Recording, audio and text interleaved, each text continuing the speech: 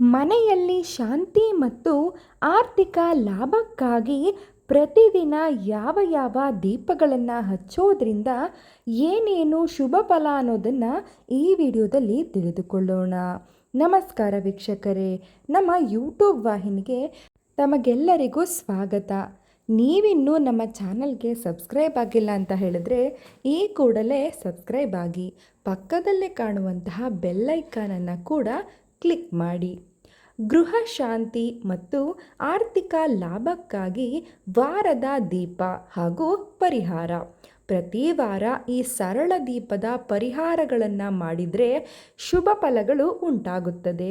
ಹಾಗಿದ್ದರೆ ಯಾವ ಯಾವ ವಾರ ಯಾವ ಯಾವ ಪದಾರ್ಥಗಳನ್ನು ಹಾಕಿ ದೀಪವನ್ನು ಮನೆಯಲ್ಲಿ ಹಚ್ಚಬೇಕು ಅನ್ನೋದನ್ನು ತಿಳಿಸ್ಕೊಡ್ತಾ ಇದ್ದೀವಿ. ಮೊದಲನೆಯ ವಾರ ಸೋಮವಾರ. ಸೋಮವಾರದ ದಿವಸ ದೀಪದಲ್ಲಿ ಅಕ್ಕಿಯನ್ನು ಹಾಕಿ, ಇದರಿಂದ ಮನೆಯಲ್ಲಿ ಶಾಂತಿ ಮತ್ತು ದೈವ ಕೃಪೆ ದೊರೆಯುತ್ತದೆ. ಮಂಗಳವಾರ ದೀಪದಲ್ಲಿ ಕೆಂಪು ಹೂವನ್ನು ಅಥವಾ ಕರ್ಪೂರವನ್ನು ಅರ್ಪಿಸುವುದರಿಂದ ಶತ್ರು ನಿವಾರಣೆಯಾಗಿ ಧೈರ್ಯ ವೃದ್ಧಿಯಾಗುತ್ತದೆ. ಇದೇ ರೀತಿ ಬುಧವಾರದ ದಿವಸ ದೀಪಕ್ಕೆ ಅರಿಶಿಣವನ್ನು ಹಾಕೋದ್ರಿಂದ ಲಕ್ಷ್ಮೀ ದೇವಿಯ ಕೃಪೆ ಹಾಗೂ ಆರ್ಥಿಕ ಲಾಭ ಉಂಟಾಗುತ್ತದೆ. ಗುರುವಾರದ ದಿವಸ ದೀಪಕ್ಕೆ ಅರಿಶಿಣ ಹಾಗೂ ಅಕ್ಕಿಯನ್ನು ಹಾಕೋದ್ರಿಂದ ಸಂತೋಷ, ಸಮೃದ್ಧಿ ಮತ್ತು ಶುಭ ಫಲ ದೊರಕುತ್ತದೆ.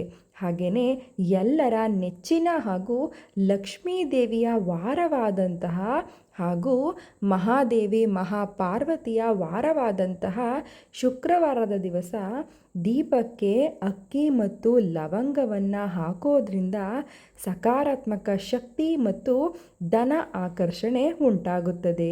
ಇನ್ನು ಶನಿವಾರದ ದಿವಸ ದೀಪಕ್ಕೆ ಕಪ್ಪು ಎಳ್ಳು ಮತ್ತು ಲವಂಗವನ್ನು ಹಾಕಿ ದೀಪವನ್ನು ಉರಿಸೋದ್ರಿಂದ ಶನಿದೇವನ ಅನುಗ್ರಹ ಮತ್ತು ಕಷ್ಟ ನಿವಾರಣೆಯಾಗುತ್ತದೆ.